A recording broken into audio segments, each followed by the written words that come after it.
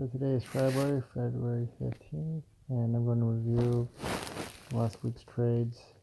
Seems to be a clear trend that selling, so for example, look at ABG selling at the 10 delta and then buying to cover below that or above that, outside of that at a lower delta, just to have a defined risk has really been successful. So all of these where I had a call credit spread, meaning I sold out of the money call at the 10 delta, and then I bought the further one after that, slightly lower delta, for not much money, just to make sure defined risk.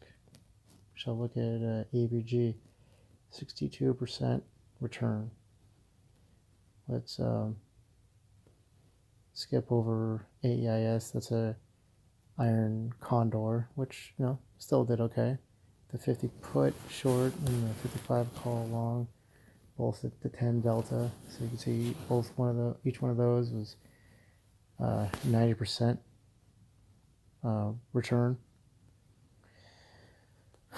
So a way that I could still make a defined risk is to just buy the closing wings even further out. So AEIS closed today at 51, which is right between those two strikes.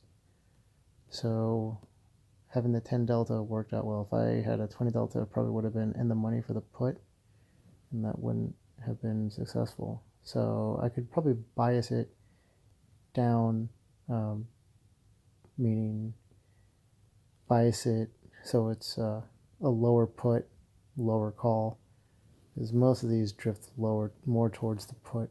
So AIV, another iron condor, expired today, finished right between my two short strikes, and I don't understand why the 15 February 45 put is only 74% profitable. Seems like it should have been close to 100. It expired worthless. AVB. So this one actually expired somewhat in the money for the call. Didn't say in the money, but if you look at the closing price of 196 and I sold the call at 195, yeah, I lost some money on that one, but the short put got 100% return on that. Alibaba, that was just buying two puts. That's bad. Don't do that. BCO, I'm not sure what's going on there. Ignore that one. BZH, another 10 delta short put, both profitable. Expired at 1290, which is right in between those strikes. Carlyle Group. So those are just two sets of call credit spreads. Both. So I sold the short strike at the 20 call and long strike at the 22.5. So you can see here that the one expiring today expired with 74.93% return. The one expiring next month, 75, just about the same return, but the negative is higher for next month versus today. It is at negative 48% loss. So it's for the February, it's still a net profit of $20.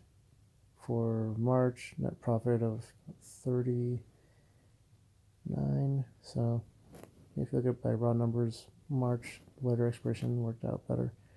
CHD, another iron condor to 10 strike, that was profitable, 43% overall, with the short put at 87% and the long call at 100%.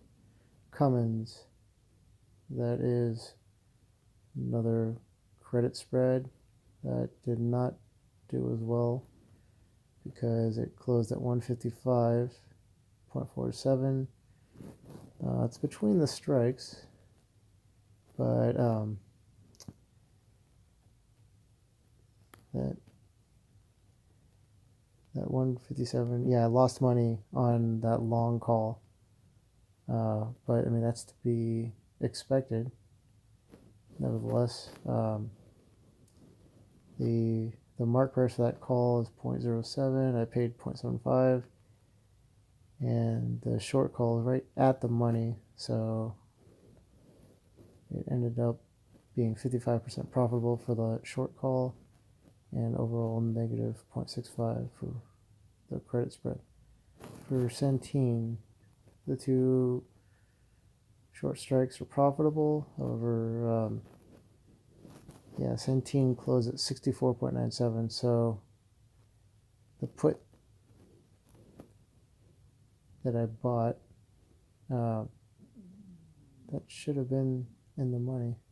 I don't understand.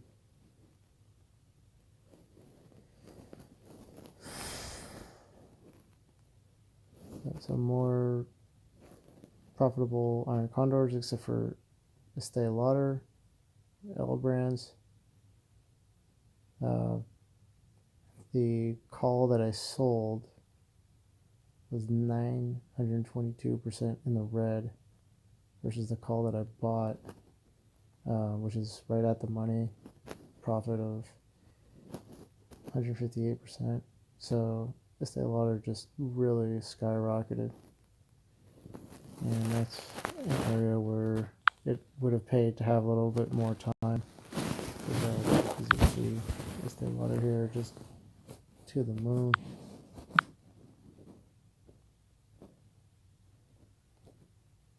Jacobs Engineering, it's a call credit spread, 64% profit overall. Good. I'm good with a 10 strike on that one. Lazy Boy, that's just a strangle. I sold a. No, actually, that's just two puts. Just short puts. Assuming Lazy Boy was going up. But I think they're announcing next week. New Jersey Resources, that is just a call crit spread, 63% profitable. Pitney Bowes, Iron Condor, yep, still profitable though.